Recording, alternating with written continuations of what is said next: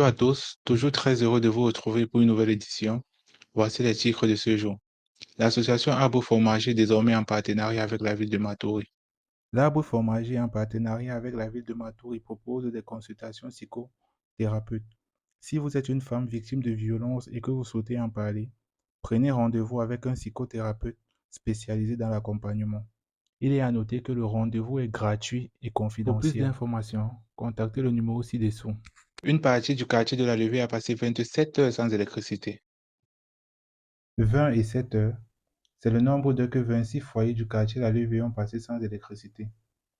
Actuellement, nous sommes avec Monsieur David, qui nous dira plus sur la traversée de cette situation.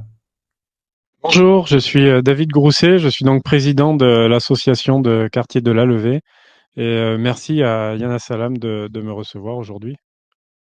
Alors, pouvez-vous nous décrire comment ce long délestage a impacté votre vie quotidienne? Moi, j'ai été contacté par des habitants qui s'inquiétaient d'une panne de courant qui durait un peu trop longtemps. J'ai donc pris attache avec EDF qui m'ont confirmé la panne et dans un premier temps m'ont dit qu'ils allaient intervenir. Et puis au fur et à mesure de la journée, je les ai rappelés, ils m'ont dit qu'ils n'interviendraient pas avant le lendemain. Quelle a été la principale difficulté rencontrée durant cette période? La panne a quand même duré 27 heures. Et c'était la deuxième 2 semaines consécutives. Le week-end d'avant, ça avait duré 7 heures, donc ils étaient, au courant du problème, je pense. Le problème principal, c'est les gens qui avaient des choses dans des congélateurs et dans des frigos et qui ont dû, jeter la plupart de ce qu'ils avaient. Ces victimes de délestage vous ont-elles décrit comment elles se sont adaptées face à cette situation?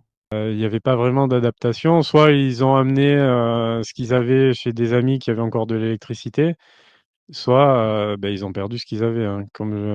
Il y avait 26 foyers, concernés. Et que pensez-vous de la gestion de cette crise énergétique par ces Je pense que entreprises? là, ça a été, traité, un peu de façon laxiste, hein. Il n'y avait que 26 foyers, comme je l'ai dit. Ils n'ont pas pris ça vraiment, en compte et ils sont intervenus que le lendemain sur un transformateur dont ils connaissaient les défaillances car il avait déjà eu des soucis. La suite de cette actualité avec l'inauguration des locaux de l'unité sauveteur spécialisée héliportée de la base des Dragons. Ce local supplémentaire inauguré par le colonel Davis et le sous-préfet Jérôme Millet permettra ainsi de raccourcir les délais d'intervention et d'accroître la réactivité du SDIS. C'était l'essentiel de cette actualité. On se dit à très bientôt pour une nouvelle édition.